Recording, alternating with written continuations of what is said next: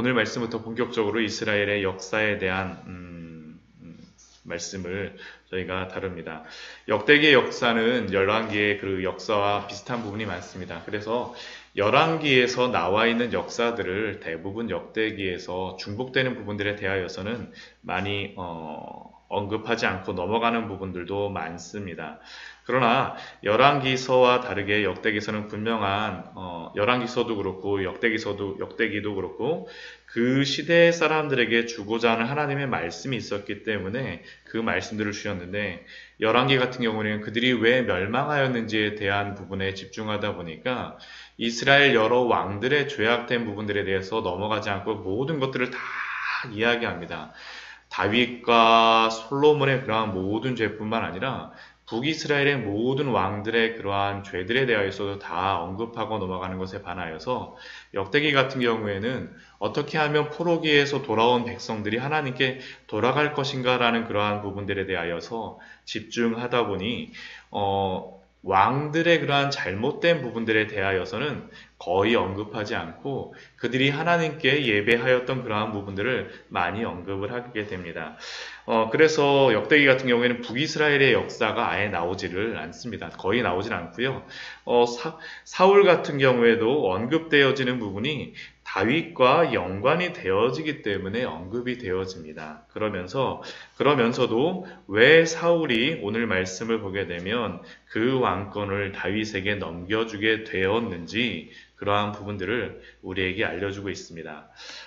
먼저 오늘 읽었던 그러한 말씀은 35절부터 44절까지는 사울의 그러한 족보에 대하여서 기록하고 있습니다. 사울의 조상은 기브온의 조상 여이엘은 사울의 그러한 조상으로서 먼저 그렇게 시조로서 나오기 시작하는데, 제가 이스라엘에 머물렀던 그러한 곳, 사울이 머물렀던 곳이 기브아라고 하는데 제가 머물렀던 곳과 멀지 않았습니다. 그래서 사울이 저 정도에 있었구나 하는 것을 항상 이렇게 보면서 다녔었는데, 오늘 말씀을 보게 되면 이 사울의 조상들이 있었던 그러한 곳과 사울의 자손들이 또한 누구인지에 대하여서 언급하고 그 9장에서 언급을 하고, 또 오늘 10장 말씀에서 실제적으로 다 역사에 대하여 사울에 관련된 그러한 마지막 죽음에 대하여서 언급을 하고 있습니다. 10장 1절 말씀을 보면 블레셋 사람들과 이스라엘 사람들이 싸웠다라고 합니다. 그 싸움이 어디에서 있었냐 하면 10장 1절 말씀을 보면 길보아 산에서 죽임을 당하여 엎드러졌다라고 합니다. 그리고 이것은 이스라엘 사람들만 죽은 것이 아니라 사울과 또한 그의 아들들 아비나답과 말기수아, 그리고 그를 따르던 그러한 사람들도 거기에 죽었다라고 기록합니다.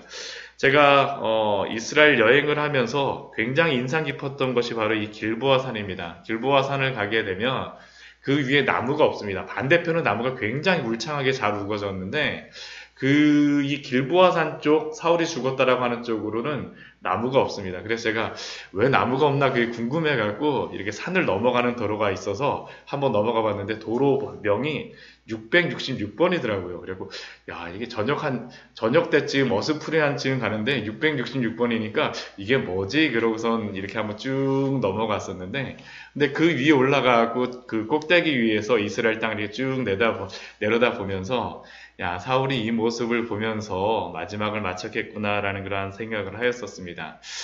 나무가 없었던 이유는 이스라엘 사람들이 일부러 오히려 막 잘라내는 것 같더라고요. 잘라내갖고 그런 것들이 안 보이는 것 같았었는데, 그 사울이 그렇게 죽었던 그러한 길보아 산, 4절 말씀을 보게 되면 그의 죽음이 참으로 비참하죠. 사울이 그 3절 말씀 보면 사울이 그 쏘는 자들, 블레셋의 그 활을 쏘는 자들로 인하여서 심히 다급하여서 쫓기다가 결국에는 자기의 무기를 가진 사람에게, 할례받지 못한 사람에게 죽는 것이 두려우니 너가 나를 죽이라라고 이야기하였는데, 그렇게 하지 않으니까 자기가 칼을 뽑아서 그 위에 엎드러져서 죽는 그러한 사울의 모습, 이 사울의 모습을 통하여서 사울의 인생은 항상 두려움 속에서 살았던 그러한 인생임을 열왕기의 그러한 말씀들을 보게 되면 우리가 알 수 있습니다. 3절 말씀도 사울이 그 쏘는 자로 말미암아 심히 다급하여, 또한 4절 말씀도 할례 받지 못한 자들이 와서 나를 욕되게 할까 두려워하노라. 사울의 그러한 두려움들, 이 마지막까지 그의 인생을 옥죄었던 그 두려움들, 그가 사람들이 보기에는 참으로 두려움이 없을 것 같은 사람이어서 사람들은 그를 왕으로 삼았습니다. 사무엘상 10장 23절 24절 말씀을 보면 그가 다른 사람들보다 어깨 하나는 더 있는 것, 어깨 위만큼 더 큰 것을 보자 사무엘도 흡족한 마음, 또한 백성들도 흡족한 마음을 가지고 그 사무엘이 그 사람들에게 그렇게 얘기하지 않습니까? 너희는 여호와께서 택하신 자를 보느냐? 모든 백성 중에 짝할 리가 없느니라라고 할 만큼 그렇게 용맹하게 보였던 그 사울이었지만, 그러나 그의 인생은 항상 두려워하여서 쫓기는 인생이지 않았습니까? 그가 왜 이렇게 쫓기는 인생으로 살았을까요? 평생 그는 그 사람들을 두려워할 만한 위치에 속하긴 하였었습니다. 사울이 속하였던 그러한 지파가 저희가 보았던 이 베냐민 지파였었는데, 이 베냐민 지파 같은 경우에는 이 인구가 굉장히 적은 수일 수밖에 없었던 이유가, 원래 베냐민 지파가 작은 지파이기도 하지만 사사기 마지막 부분에 보게 되면 지파 전쟁이 나지 않습니까? 지파 전쟁이 나면서 600명밖에 남지 않게 되어지죠. 그리고 그러한 상황 속에서 회복되다 보니까 베냐민 지파는 항상 약한 지파였습니다. 그래서 이 이스라엘 역사를 공부하시는 그런 분들은 왜 사울을 왕으로 삼았느냐, 왜 왕으로 삼았느냐라고 이야기할 때, 유다 지파에서도 왕이 나는 것을 그 북이스라엘 쪽 사람들, 이 요셉 지파의 사람들이 원하지 않았고, 요셉 지파에서 왕이 나는 것을 그 유다 지파도 원하지 않았기 때문에 가장 작고 힘이 없는 지파에 속하였던, 그리고 용맹하게 보이는 그 사울을 뽑아서 왕으로 삼았다라고 이야기를 합니다. 태생적으로 그는 사람들의 눈치를 많이 볼 수밖에 없는 사람이었죠. 그런데 곰곰이 사울의 그러한 삶과 성경의 말씀을 보게 되면 그가 그렇게 두려워하였던 이유는 그냥 그 자신이 약한 지파에 속하였다라기보다는 하나님을 두려워하지 않았기 때문에 그가 사람을 두려워하고, 또한 그가 여러 가지 환경을 두려워하였음을 우리는 발견할 수가 있습니다. 그가 그 처음에 그러한 범죄하였던 그러한 이유가 무엇입니까? 블레셋이 그때도 쳐들어와고, 사무엘상 13장 말씀을 보면 블레셋이 쳐들어왔을 때 블레셋이 막 이제 전쟁이 시작되려고 하는데 약속하였던 사무엘은 오지 않고 번제는 드려야 되겠고 하다 보니까, 그 번제는 드려야 되겠는데 사무엘이 오지 않으니까 어떻습니까? 사람들이 막 흩어지기 시작하는 겁니다. 그러니까 자신이 어쩔 수 없이 번제를 드렸던 그러한 모습들, 블레셋 사람들을 두려워하고 또한 자신에게서 흩어지는 사람들을 두려워하면서 그는 첫 번째로 범죄하지 않았었습니까? 사무엘상 15장에서 아말렉과의 전쟁에서 이기고도 사실은 그는 두려워하였었습니다. 그가 이겼음에도 불구하고 하나님이 막 명령하신 대로 아말렉을 진멸하지 않은 것에 대하여서 사무엘이 그를 그것에 대하여서 책망하고, 또한 그것 때문에 여호와 하나님께서 버렸다라고 이야기하였을 때 그가 이야기하는 것이 무엇입니까? 15장 30절 말씀 보면, 내가 범죄하였을지라도 이제 청하옵나니 내 백성의 장로들 앞과 이스라엘 앞에서 나를 높이사 나와 함께 돌아가서 내가 하나님 여호와께 경배하게 하소서. 즉, 그는 여호와 하나님이 그를 버렸다라고 하는 그 말씀보다는 당장 눈앞에 있는 장로들과 이스라엘 사람들 앞에서 자신의 권위가 실추되어지는 것, 자신의 권위가 버려지는 것을 더 두려워하였던 것입니다. 다윗을 그렇게 쫓아다녔던 이유도 결국 그 주변의 사람들이 다윗을 더 쫓는 것 같으니까, 유다라고 하는 그 지파에 속한 다윗이 더 크게 보이는 것 같으니까 그 어린아이를 보고도 시기하고 불평하였던 그러한 모습들. 결국 사울이 두려워하였던 이유는 사람도 아니고 환경도 아니라 여호와 하나님을 두려워하지 않았기 때문에, 오늘 말씀도 그렇지 않습니까?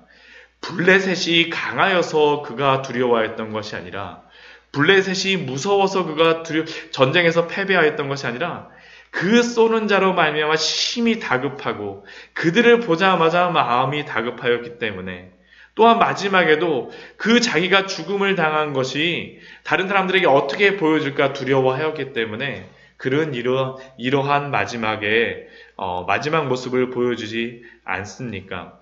우리가 정말로 누구를 두려워하는지에 따라서 우리는 우리의 삶을 살아갈 수밖에 없을 것입니다. 세상이 아니라 여호와 하나님을 두려워하며 경외하는 우리의 삶이 되어지기를 우리는 날마다 힘써야 될 것입니다. 또한 그 이후의 말씀에 보게 되면, 그럼에도 불구하고 이렇게 세상을 두려워하는 그 사울의 삶이었음에도 불구하고 사울을 잊지 못하며 끝까지 사울의 편에 있었던 그러한 사람들의 이야기가 나오고 있습니다.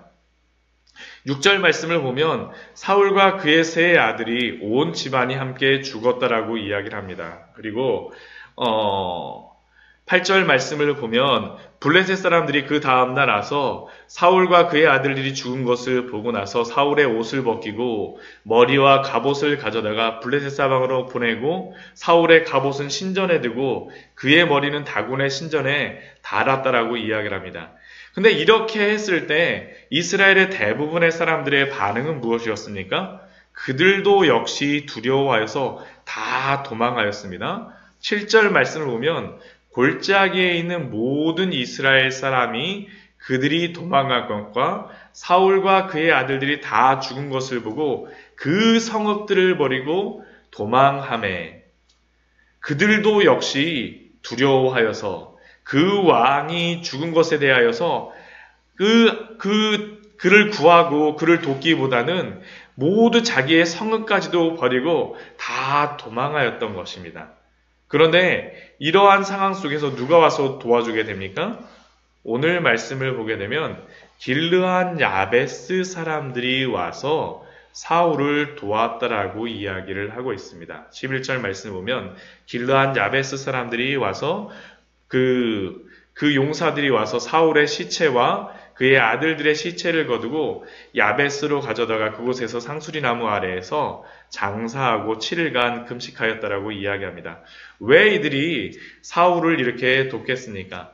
첫 번째 이유는 사울과 이 길르한 야베스 사람들은 친척이기 때문입니다. 아까 600명의 사람들만 남았다라고 이야기했었는데, 이 지파 전쟁 때 그 남은 베냐민 사람들의 아내로 삼아졌던 그러한 여인들이 어디서부터 왔냐면 이 길르한 야베스로부터 왔었습니다. 그렇기 때문에 이 길르한 야베스와 사울과는 어느 정도의 친척 관계에 있었습니다. 근데 그것 때문에만 사울을 도왔던 것은 아니었죠. 이들이 바로 그 사무엘상 11장 말씀에 보면 사울이 처음으로 초창기에 왕이 되었을 때, 아직까지 이스라엘 백성들이 그를 따르지 않았을 때, 암몬 사람 나하스가 길르한 야베스에 쳐들어와서 이 길르한 야베스 사람들의 눈을 뽑겠다라고 위협하고 그들을 막 힘들게 하였을 때 가서 도와주었던 사람이 바로 사울이었습니다. 자신의 목숨을 걸고 가서 그들을 도와주었기 때문에 길르한 야베스 사람들은 모든 이스라엘 백성들이 다 도망하였음에도 불구하고 자신들의 목숨을 걸고 와서 사울의 시체를 거두어서 이렇게 장사를 지내었던 겁니다. 어찌 보면 사울이 가장 긍휼한 마음으로 조건 없이 자신의 목숨을 걸고 가서 긍휼을 베풀었던 그 길르앗 사람들에게 다시 그 긍휼을 얻었음을 우리는 발견할 수가 있습니다. 예수님께서는 마태복음 5장 7절 말씀에서 긍휼을 행한 사람들에게 하나님이 긍휼히 여김을 받을 것이다라고 말씀하시는 그러한 복을 우리에게 주십니다. 긍휼히 여기는 자는 복이 있나니 저희가 하나님께 긍휼히 여김을 받을 것이며, 사울의 그러한 삶에서 적용되어지는 그러한 모습이 아닙니까? 우리가 예수 그리스도로 인하여서 긍휼히 여길 때, 또한 그 긍휼히 여김을 통해서 어떤 일이 벌어지겠습니까? 긍휼히 여김을 받았던 사람이 또 다른 사람을 긍휼히 여기고, 또 다른 사람을 긍휼히 여기고, 또 다른 사람을 긍휼히 여기고, 이러한 긍휼히 여김의 릴레이들을 통하여서 결국 우리도 긍휼히 여김을 받을 수 있다라고 예수님이 말씀하셨던 것입니다. 사울이 이 길르앗 야베스 사람들에게 도움을 받기 위하여서 그가 도움을 베풀었던 것은 아니지만, 하나님께서는 긍휼히 여기는 이러한 일들을 통하여서 하나님의 나라를 세워 가심을 우리는 또한 발견할 수 있습니다. 또 사울이 오늘 13절, 14절 말씀을 보게 되면 범죄한 부분에 대하여서 한 가지의 그러한 이유를 또 다시 한번 말씀하여 주시죠. 그 사울이 그 범죄한 그러한 것이 무엇입니까? 여호와의 말씀을 지키지 아니하고 신접한 자에게 가르치기를 청하였기 때문이라고 이야기를 합니다. 사울이 너무 블레셋과 다급하다 보니까 이 엔돌의 여인에게 가서, 신접한 여인에게 가서 이 사무엘을 올리라고 하지 않습니까? 이 엔돌이 이 길르앗 야베스와 그렇게 멀지 않습니다. 길르앗 야베스 그 이스라엘 골짜기에 있는데, 거기서 뭐 단 한 10km 근방에 있는 그러한 지역에 있는 데네, 얼마나 그가 다급하였었으면, 두려워한 마음이 있었으면 그가 이 여인에게 가서 그렇게 청하겠습니까? 그런데 하나님께서는 이것이 바로 그가 그 왕위를 잃어버리게 된 그러한 원인이라고 분명히 말씀하십니다. 14절 말씀 보면 여호와께 묻지 아니하였으므로 여호와께서 그를 죽이시고 그 나라를 이새의 아들 다윗에게 넘겨주셨더라. 우리들도 이 세상을 살아가다 보면 하나님의 말씀을 들리기보다는 이 세상의 소리가 더 크게 들리지 않습니까? 다급한 상황을 당하였을 때 하나님의 말씀은 정말 모기소리처럼 들리는 것 같은데, 세상은 꼭 우리 귀에다 대고 확성기를 대고 막 이야기하는 것과 같은 그러한 것들. 이 사울에게는 바로 이러한 도움이 필요하였던 것입니다. 여호와의 말씀을 듣기보다는 자신에게 직접 말하고자 하는 그 여인의 목소리를 듣고자 하였던 그 사울의 그러한 불신앙. 결국 여호와 하나님의 말씀을 듣지 않고 불순종하였던 그러한 것들 때문에, 여호와께 묻지 않고 세상에 물었기 때문에 하나님께서는 그를 죽이시고 그 나라를 이새의 아들 다윗에게 넘겨주셨더라라고 오늘 말씀은 우리에게 알려줍니다. 결국 우리가 다른 어떤 것보다도 하나님의 말씀을 듣는 것이 우리에게 너무나 중요하다는 것입니다. 오늘 이 새벽에도 저희가 이렇게 와서 말씀을 보는 이유가 무엇이겠습니까? 하나님의 그 말씀에 따라 오늘 우리의 발걸음을 인도하여 주십시오라는 그런 고백이 아닙니까? 말씀을 정리하도록 하겠습니다. 오늘은 사울의 족보와 삶을 통하여서 또한 하나님께서 우리에게 말씀하여 주시는 그러한 말씀을 배울 수 있었습니다. 사울이 멸망한 이유는 첫 번째 여호와를 두려워하지 않고 세상을 두려워했기 때문이며, 또한 두 번째는 여호와 하나님의 말씀을 듣지 않고 세상의 말씀을 들었기 때문이라는 것을 우리는 알 수 있었습니다. 그리고 그의 긍휼히 여겼던 그 삶의 열매는 또한 그가 긍휼히 여김을 받게 되는 것이 됨을 우리는 알 수 있었습니다. 우리가 사울의 삶, 어찌 보면 실패한 그 삶을 통하여서도 배울 수 있는 이유가 무엇입니까? 그것은 바로 이것이 여호와 하나님의 말씀이기 때문이 아닙니까? 우리가 이러한 사울의 삶을 보면서 또한 큰 은혜가 있는 이유는 무엇입니까?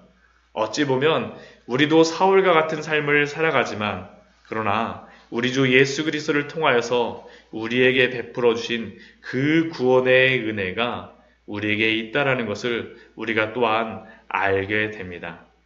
또한 예수 그리스도의 그러한 모범의 삶을 통하여서 우리가 사울의 삶을 보면서 타산지석의 삶의 교훈을 배웠다라면 예수님의 삶을 통하여서는 우리는 오늘 하루 예수님과 같이 순종하며 살아가겠습니다라는 그러한 고백을 갖고 이 새벽 기도하며 나아가기를 소원합니다. 정말로 예수님의 그 우리에게 보여주신 그 본이 우리에게 참된 본으로서 오늘 하루의 삶에서도 인도하여 주시기를 축원드립니다.